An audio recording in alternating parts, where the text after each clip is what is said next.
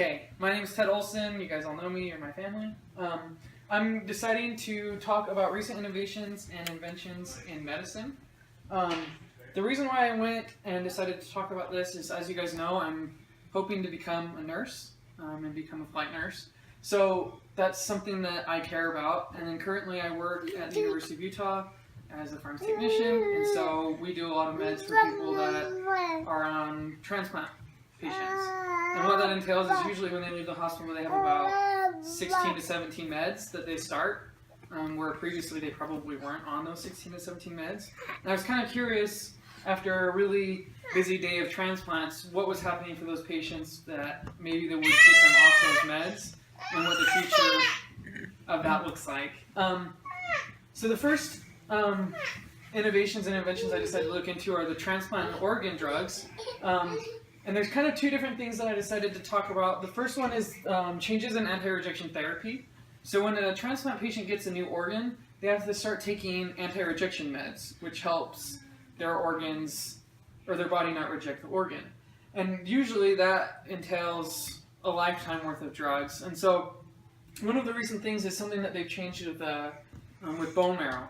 So what they'll do is they'll kill a lot of the patient's T cells, which are their immune system cells, in the patient before they get the transplant. And while they're getting the transplant, they'll put the bone marrow of the receiver, of the organ donor, into the person that's receiving the organ.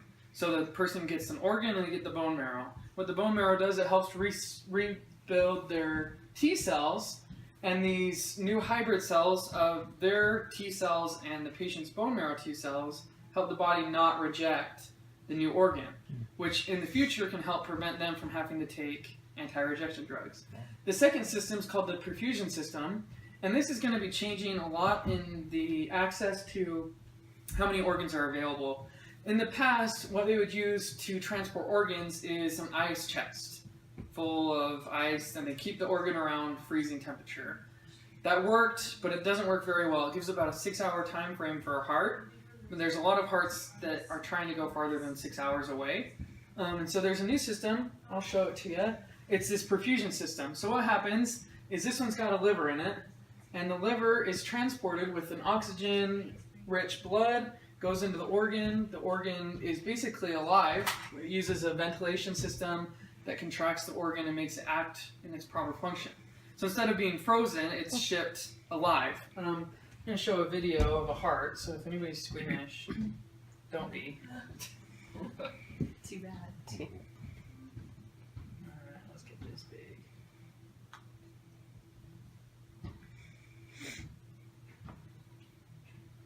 Can you see that? Why is that not showing?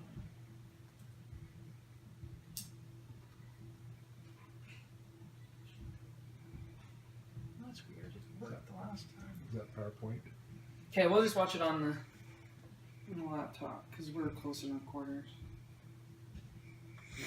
Right now, transplanting a human heart is still extremely difficult for 3 reasons. 1, the supply is very limited. Only a very small number of organ donors end up actually donating viable hearts, and not all of those make it into recipients. 2, you can't just swap out a heart. The heart and recipient have to be a good enough match. But the biggest problem is that you only have 6 hours to work with. The longer the heart is outside of the body, the riskier it is to implant that heart. And the reason these problems are such problems are because of this. Despite all the advances we have made in the past 40 years in modern medicine, we still are dependent on a cooler and a time clock that we are working against. After the heart is removed from a donor, it's attached to what's called the Organ Care System, or OCS. It's kept warm, it's fed nutrients, it circulates blood, and it's essentially kept alive. Now there's no longer a race against the clock. OCS allows us to take that variable out of the equation. A good illustration of this issue is the fact that on an annual basis, more than 30 or 40 hearts in Hawaii go unused. Because of the distance, these hearts cannot be transported to the mainland. This technology can potentially afford those hearts to the rest of the country and vice versa. Organ care system technology has the potential to revolutionize the way we practice solid organ transplantation. Heart in a box is going to replace the old therapy. Nothing to do with ice. Ice is over. Ice is over. I think that's kind of cool. It's going to provide an amazing. What am I hit? That's a book Oh, behind okay. you. It's home. Provide an amazing opportunity for patients that probably previously wouldn't be able to get the transplant to receive the drug or receive the heart or whatever the organ that they're receiving. So I thought that was a pretty interesting technology. The next one that I decided to go and look into is 3D printing. If anybody doesn't know what 3D printing is, it's a huge innovation. What they can use is they can use these printers that now they've hooked up. One of the examples is with 3D prosthetics, and we've got one here. And so previously, prosthetics in third world countries were really hard to come by. And if they were available, they weren't made to fit. But now with 3D printing, they can take the material and ship, you know, the 3D printer to a village that's war-stricken. And anybody that's had amputees can then receive or receive limbs that will work better for their function. Kind of a cool thing. The second one that I thought was interesting is something that's being funded by the U.S. Army, and it's called synthetic skin. And so what it does is they'll have like a wound, and they'll have a printer that scans the wound, and it'll measure how deep the wound is, and then it'll start printing layers of skin on top of that wound. And the wound is then healed because the skin mixes with their skin, and it becomes, you know, there's no scarring, there's no... So that's going to be a huge innovation for burn patients in the future, because where they would have just had scarring, they can reprint what was missing. So that's kind of an interesting thing. And then the last one is we're on our way to being able to print solid organs. So instead of having to wait for somebody to die to get the organ, we could just have a patient print their own out of their own material and go from there. So there's livers out there that are surviving 40 days, and what these livers are doing while they're alive, they're able to do all these drug tests on these livers to see how they react to different medications. But in the future, they're expecting the next 10 years to be able to perfect the liver to be able to live for the rest of that patient's life. And if it's made out of their own material, their biomaterial, then we'll be able to move away from organ transplants altogether, and we'll just print everybody's own organs, which is pretty amazing. So this is a bladder. We're already printing bladders.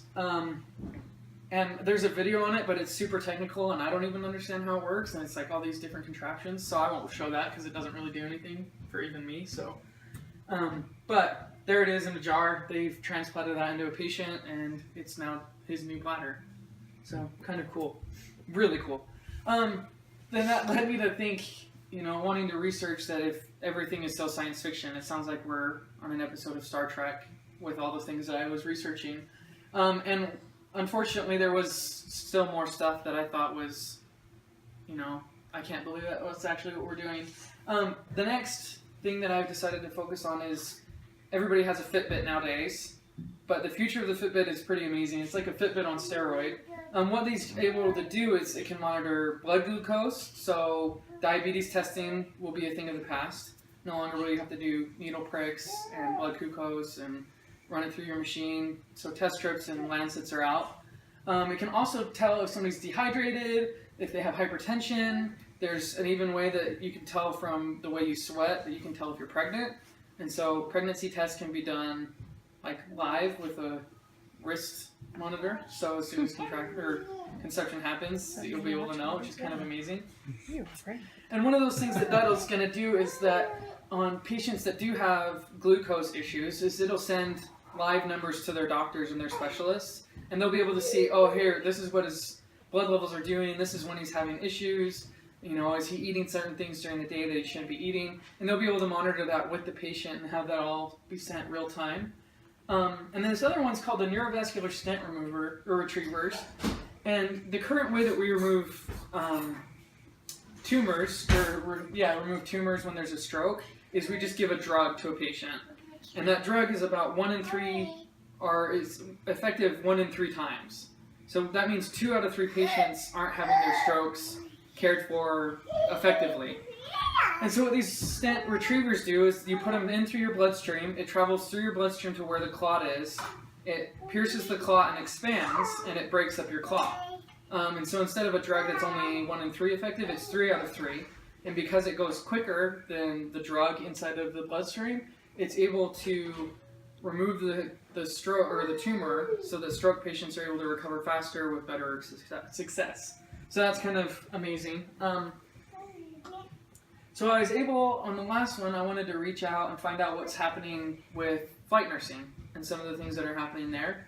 And there's some pretty cool things happening. This first one, I reached out to the chief flight nurse at the U of U, and these are the 3 things that she said are revolutionizing the way that they manage patients in the air. The first one's the handheld blood analyzer, and what it does is that it will give blood test results in minutes. And so previously, where they weren't able to get the blood results back until they were in the hospital, they can now start treating the patient with whatever the symptoms or whatever the thing is, because they'll have the test results back. The second one is the portable ultrasound machines. There's some that actually can hook up to your cell phone just through the USB, and you can use just like that. This one on the right is a little more advanced version of it. It gives hospital results on the big machines just in a laptop form. And so what they're able to do is, let's say that somebody's appendix is burst, they can test to see if the appendix is burst and start treatment before they arrive at the hospital. Where previously they could just treat the symptoms and wait until they're at the hospital, and then they can start treating the actual disease or whatever the case is. And the last one's called the Lucas 2 compression system. The Lucas 1 wasn't as big of a success because the battery always died. So you always have to be charging the battery, and it wasn't very effective. So what this Lucas 2, it is a device that provides chest compressions. So that instead of having to have a paramedic or nurse deliver the chest compressions all the way to the hospital, the machine does it for them. So there's kind of a cool little start of a video that I'll have you guys watch. And I'll just, can you guys see it from here? Lucas is a simple, intuitive, portable device for external cardiac compressions. Lucas can be easily stored and carried in a backpack. After the backplate is placed under the patient, it takes less than 20 seconds to stop manual compressions, connect the upper part of Lucas, and start mechanical compressions. In almost all situations, Lucas can provide effective, consistent, uninterrupted cardiac compressions in accordance with international guidelines. With Lucas providing compressions, rescuers have hands free. It can be used by ALS, BLS responders, and by co-teams, cath labs, and emergency departments in hospitals. Use it to treat patients following the same protocols as for manual surgery. Lucas allows for effective compressions during patient transport and safety for both the patient and personnel. So that's an overview of how it works. I think the amazing thing about that is that with the other 2 technologies, with the Lucas 2, you're able to start doing the other things. You're able to start running ultrasounds, blood tests, start running IV lines, all things that are life-saving, but you weren't able to do before because you had to be focusing on chest compressions. So another thing that Lucas 2 provides, it also provides not just the contraction, but also an expansion. So lungs are refilling with air as the heart is beating. So one of the interesting concepts with that is that the little suction cup provides a plunger motion that ends up performing CPR better than we can with our hands anyway. So with the new system, it hooks up to the gas canister, and the compressed air works way better than the battery does, and you can just take a compressed air canister with you, and that will provide better efficiency. And then I guess the result of what I learned is that the future of medicine's now. But it also made me ask that, I'm very interested in to know what's the next technology that'll change it all over again. And we'll say, oh yeah, back in my day we weren't able to ever print organs, but now we're doing this. But any questions about Everett's got a question? Everett's got a question. I have so many questions.